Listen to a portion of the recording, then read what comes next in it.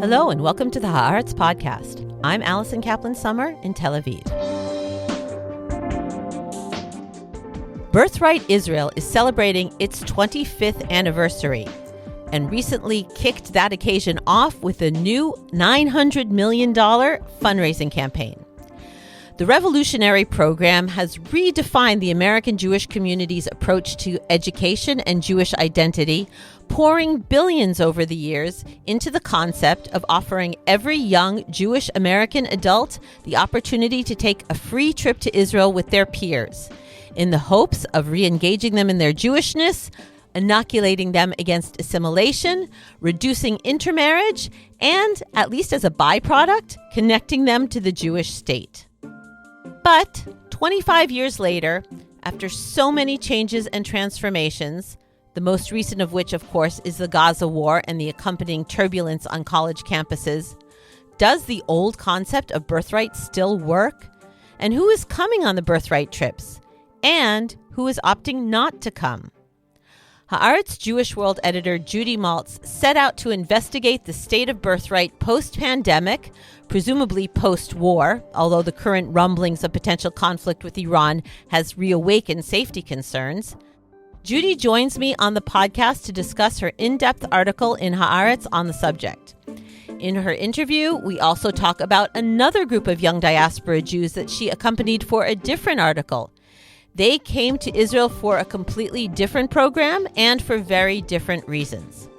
My conversation with Judy is coming up.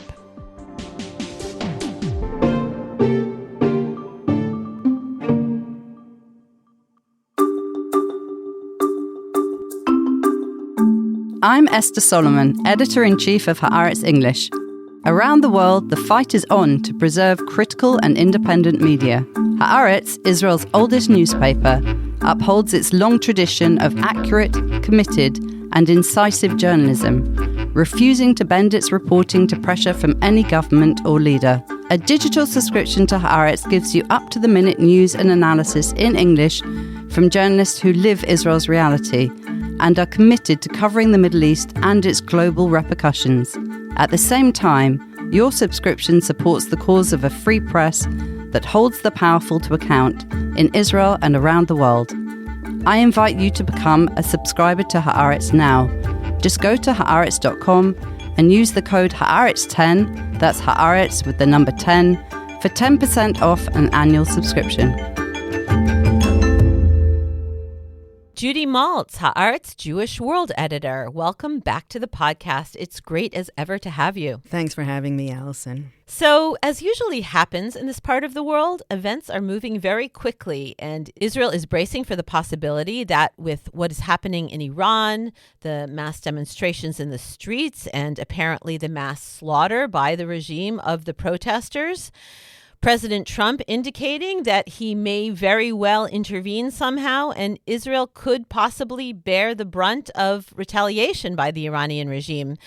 With all that, how are you holding up, Judy? I'm stressed. My daughter is supposed to be going abroad this weekend and leaving her toddler with us, and she just wrote me and said, "Do you think we should still go? Because I don't want to get stuck abroad." So I didn't really know what to answer her. Mm-hmm. And you live in the center of Tel Aviv, which was very heavily affected by the missiles the last time there was a 12-day war with Iran. Yes, right near the defense ministry. It feels kind of like, to me, the days of the Iraq wars many, many years ago, which we are old enough to remember, where it's not so much we're waiting to see what Israel's going to do, but we're waiting to see what the United States is going to do and how that's going to affect Israel. Yeah, that's true. We really don't know what to think right now. It is all as it was 6 months ago or 7 months ago. A lot was determined back then by the United States, and we just sat around in our safe rooms waiting for them. Last time, though, Israel launched the preemptive strike, the first hit. And so we felt we Israelis could get out on the streets and try to affect what was happening because it was our leaders calling the shots. And this time it feels like we're reactive. Yeah, that's very true. So this relates to the topic of our podcast because we're talking about young American Jews coming to Israel. on the premise that after the Gaza ceasefire and the Lebanese front settling down, that they'll be back this spring and summer for their gap year programs, for their summer programs. But now it's feeling like less of a given. What are you hearing about that? Well, until about a week ago, the premise was, as you say, that we would see a real comeback in these programs, especially the one that I wrote the piece about this week, Birthright, which brings young Jewish adults from all around the world on 10-day free trips to Israel. And the feeling, they've just actually launched a $900 million fundraising campaign based on the assumption that things are getting back to normal. There's no more COVID. Fortunately, the ceasefire in Gaza, if you can call it that, I guess, seems to be still in effect. And the Iran war is something of the past. You may remember, Allison, that last June, Birthright had about 3,000 participants here in Israel when the Iran war started, and they needed to lease a cruise ship to get them out of here because the skies were closed. So, as I said, this is a week ago. The assumption is we're getting back to business as usual. And I don't know if that's so true anymore. And I don't know. We are at the height of the registration season now for summer trips for Birthright, whether this is going to have an effect. Because as of a week ago, they were talking about registration being off the charts. So we live and breathe U.S.-Israel relations. Anybody who's in the organized American Jewish community or in many communities around the world kind of have to be living under a rock to not know exactly what Birthright is. But your article, which has a very provocative headline of "Has Birthright Become a Toxic Brand?" Really takes a comprehensive look at the program. So for listeners who may not be familiar, let's just start on what Birthright is, how it came about, and what it's gone through over the years. So Birthright was founded about 25 years ago. Let's just say that about 25 years ago, the first group started coming to Israel. The idea for it came a few years earlier. I would say what sparked the idea was growing concerns among world Jewish leaders that the younger generation of Jews did not feel that strongly about their Jewish identity, that intermarriage rates were going up. That was a big thing, or intermarriage. And the question was, how do we get young Jews to connect to their identity, to their heritage? And the person who came up with the idea for Birthright was actually Yossi Beilin.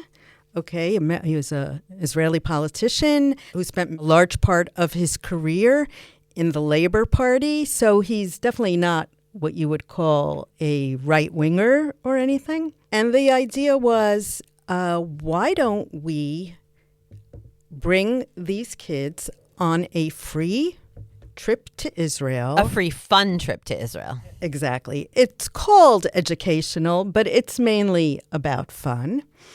Let's bring them on a free, fun trip to Israel. They will presumably fall in love with the country, and through Israel, the Jewish state, they will start feeling much more connected to their Jewish identity. That feels like a long time ago, doesn't it? For Israel to be the fun way into your Jewish identity. Yeah. We're talking 25 years, and you and I know how much has changed in 25 years. So over the years, the program has evolved and changed in its funders, in its content, right? It hasn't stayed exactly the same for the past 25 years. It has remained the same in many ways in terms of the itinerary. That hasn't changed much. It's the Western Wall, the markets. Yad Vashem, Masada, Dead Sea, Tel Aviv, definitely, because that's where you have a good time. Originally, we need to talk about who were they targeting with this program. And this is where you see a relatively big change recently. If we were saying the whole point of it was to get young Jews more connected to their Jewish identity and to prevent intermarriage. So the target audience for a program like this they were unaffiliated Jews, Jews who were, I guess you would call them Jews in name only. These were not the type of Jewish kids whose families were active in the local synagogue or who went to Jewish day school, because those kids already have a very strong Jewish identity. We had to go for the kids, children of mixed marriages, for example, kids who go to public school, who are not involved in anything Jewish after school, who maybe don't even go to Sunday school. So that was the original audience. And in fact, for many years, those were most of the kids who came to Israel, because one of the conditions for eligibility was that you had not been on a program, on an Israeli educational program beforehand. And presumably a lot of kids who do go to Orthodox day schools or who have a strong Jewish upbringing, they have been on gap year programs, or they do high school in Israel, or in summers during high school, they come on long-term educational programs. So they were not the audience. But if you look at the most recent study that has been conducted about Birthright participants, and Birthright monitors these groups every single year. It does studies on them. Who are they? It goes back to them after they've come back to their home countries to look at how engaged they are with the Jewish community, whether or not they've intermarried. In other words, they want to see how successful they've been.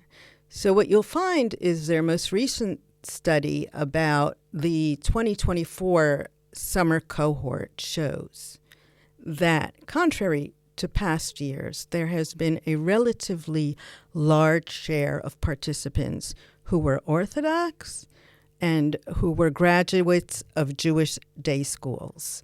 In other words, these were kids who were presumably already very much in touch with their Jewish identity. Preaching to the converted. Exactly. And the question is that where Jewish philanthropy and even Israeli taxpayer dollars, because the state of Israel also funds Birthright, is that where the money needs to be going?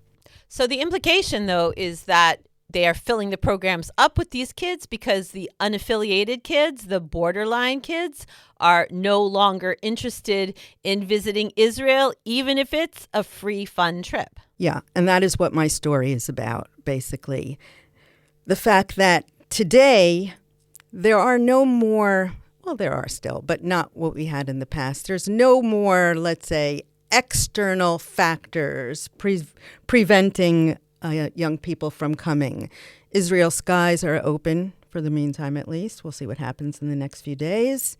Thankfully, there's no more global pandemic. And still, many young Jews don't want to make the trip. They feel very distant from Israel. They feel very uncomfortable with its actions, especially over the past 2 years, what's happened in Gaza. And they just would prefer, if they're going to have a vacation and take time off, maybe spend their own money and go somewhere else. And the Israeli-Palestinian conflict was always kind of the elephant in the room when it came to these birthright trips, which were, as you say, supposed to solidify and strengthen their Jewish identity and not focus on the conflict and not focus on the politics. But it just seems like the elephant got bigger and bigger and bigger, started taking up the whole room. So for even, slightly affiliated Jews, many of them, the fact that, as the headline states, the brand of Birthright was fun trip, don't pay attention to the issues, has gotten increasingly problematic, and with the Gaza war has gotten very, very, very problematic for them to conscience coming on a trip that doesn't really look the conflict in the eye. Exactly. So, Judy, let's listen to one of your interviewees, a college student named Ezra Briskin, and what he thinks and why he prefers a more in-depth trip if he goes on one that's run by his university. I think often about the promotional material I see from Birthright. Almost all of it is, to put it bluntly, it's partying, or it is come to Israel and just have a really, really fun time for 10 days. And I think that there's value in that, of course. I'm sure that going out and having a fun night out with your college friends in Tel Aviv is probably a really fun time. But it always comes across as quite tone deaf to me. And then tone deafness is really what I think gives me pause about even considering going on a trip like Birthright. Because while you're having that fantastic time in Tel Aviv, there are, people less than 30 miles away who they're being bombed. They can't leave their homes. They are constantly under surveillance and attack. And, obviously I'm not saying that, Birthright probably is not going to attract people by promoting that, of course, but we're college students, right? We are adults. We are old enough to have these conversations and have them critically, constructively, with nuance and depth. So I think that just finding a middle ground where you can say, yeah, you're going to come here and you're going to have a fun time, but also you're going to learn something. You're going to learn about the history, not just of the Jewish people who have a very real attachment to this land, but you're going to learn about the history of Palestinian people who also have a valid claim to sovereignty there, and learning how we can share the land, how, taking account of the situation on the ground and not just ignoring what I think is just cannot be ignored. So, Judy, was what Ezra said typical of what you heard from many other potential participants and even former participants? Very typical. I mean, we know that 70% of Jewish Americans vote Democrat. We can assume based on that they tend to be more liberal or progressive. We know that many do not support the Israeli government. We know that young Jewish Americans tend to feel even more distant from the Israeli government, from Israel, than their parents. So it makes sense that this would be pretty representative of what I was hearing from young people and also from trip organizers. I did a lot of interviews for this piece. A lot of people did not want to be quoted, but this was basically the mantra that I kept on hearing. We're uncomfortable. We don't want to go to Israel if we're only going to be presented with one version, one side of the conflict. We are old enough to understand. We're college students. We think critically. We want to hear the truth. And what are you seeing as far as their marketing materials? Do they seem like at all they're, absorbing what's happening and changing and evolving, or does it seem like they've stayed with the same kind of campaign and direction that they always did in the past? It really seems like nothing's changed. It's kind of weird. On the bus here this morning, I was going through their Instagram account, and it's the same pictures you saw 10, 20, 25 years ago. Kids on the beach at sunset in Tel Aviv, having a good time, hiking up Masada, kind of not in touch with what has happened to Israel in the past 25 years. And especially in the past 2 years when, you walk around this country and all you see around you are stickers of dead young Israelis. I mean, people are still in a deep state of trauma here. This student that I interviewed from the University of Oregon put it really well, how uncomfortable this made him feel because, there were so many people suffering here, going through such difficult times who still have, the war may be over, but people are still, their heads are still in it. It seems kind of premature to be going back to the same sort of branding and advertising and just all good time and having fun. So let's talk about your article with a very different kind of young American Jew coming to Israel for a very different kind of experience than Birthright. Right. I just did another story, which happened to be published this week as well, which is kind of the flip side of the Birthright phenomena. These are young diaspora Jews who want to come here and do what they believe to be something very meaningful that is very, very connected to the Israeli-Palestinian conflict. So these Jews are coming here to volunteer in what's called protective presence work in the West Bank. Perhaps I should preface by saying that, and we write about this a lot in Haaretz, that since October 7th, settler violence has really gotten out of control. And many Palestinian communities have simply evacuated themselves out of fear. What these protective presence volunteers do is they go and they actually sleep in these communities, in the homes of Palestinians.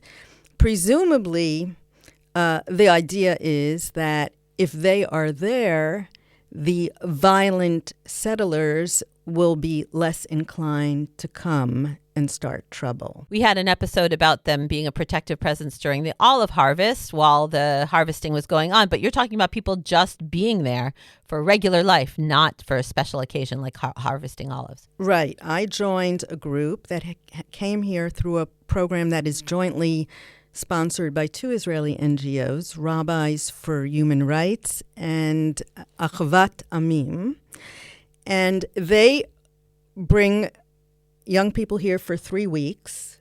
It's taking place now, or it was just finished this week, but it's meant to coincide with the winter break from universities. There's another program that is run by the Center for Jewish Nonviolence, which is actually a 3-month program. And in both cases, participants actually sleep in the Palestinian communities. And that's where their bodies are needed most these days. As you mentioned, it used to be that people who did protective presence work, what they would do is they would go out for day trips and accompany Palestinian farmers to their fields or their orchards, because that was usually where they were getting attacked by settlers. But now they are really needed in the middle of the night in their homes to protect them. And that's what these people are doing. So just tell me a bit about what the young people told you about their experiences here, why they came and what they learned. So quite a few of them said that this was a way for them to act on their Jewish values. They really saw it as doing something Jewish, protecting oppressed people. I guess you could say that it comes under the headline of Tikkun Olam, in a way. Fixing the world. That's how many of them saw it. In fact, among the young people I interviewed for the piece, and I was out in the field with that day, was a young rabbinical student. She's studying to become a rabbi with the Reform movement. There was also, by the way, a young Orthodox man from London who has a brother living in Israel and an uncle living in Israel. But he said he felt so uncomfortable with what he was hearing that was going on in the West Bank that he had to come himself and do something. A lot of them kept saying over and over, we hear all about this, but we needed to see it for ourselves. And being on the ground is really the only way when they talk about settlers encroaching on Palestinian land, to see they're setting up their caravans like 10 meters away from a Palestinian homes is a lot different than reading about it in the newspaper. And they wanted to bear witness, most of them. So if we're tying your two stories together and saying kind of what's the overall direction, what are the overall trends, what I'm seeing is that people who are already connected to Israel, whether because they're, ideologically part of an Orthodox community, or they've already been on a trip to Israel and they already feel tied to it in a stereotypically, I guess, pro-Israel support Israel way, are increasingly becoming the ones who are going on the Birthright programs or filling the spots on the Birthright programs. And then on the other side, you've got these ideologically, more stereotypically left-wing or critical of Israel, but still very connected and, as they say in the business, engaged with Israel going on these programs. So is it just a feeling that the great mass in the middle are just not interested in coming for various reasons? I really think that's the case. But that can also change, Allison. Don't forget, we have an election coming up here, hopefully in October, right? That's not that far away. October at the latest. Right. Who knows what will happen then? Maybe something radical will change here, and suddenly those in the middle will want to start coming back again. Will start being interested again. Right now, if things continue as they are, I think what you're saying is true. This is what's going to happen. That large group in the middle are just going to check out. And so do you think programs like Birthright will continue and survive just with this different population, or do you think they may actually fade away? I think a lot of donors will start asking themselves, as you say, why am I giving money for a program that preaches to the converted? It could definitely happen, and they will say, what is a more effective use of my money? When you asked Birthright what they think of all this, how did they respond? Actually, they didn't really, Allison, which is... I don't know. I don't really know what's going through their minds. I did ask to interview their CEO, and I sent them a very long list of questions. First, they declined the interview, but they chose to send me a 2-paragraph response, which was really not a response. So I don't really know what's going through their heads. What did their non-response say? Look at all the great things we did, pretty much. And what does their decision not to engage and not to talk to you say to you? That they're concerned about the trends they're seeing as well. Well, Judy, thank you so much for coming on the podcast and talking about the trends. And we will continue to read your fascinating reporting about where things go, wherever they might go and wherever they might lead. And in the meantime, keep safe. Always a pleasure to be on your program, Allison. And that's it for this episode of the Haaretz Podcast. Thanks to my guest, Judy Maltz, and producer and editor, Adi Shacham.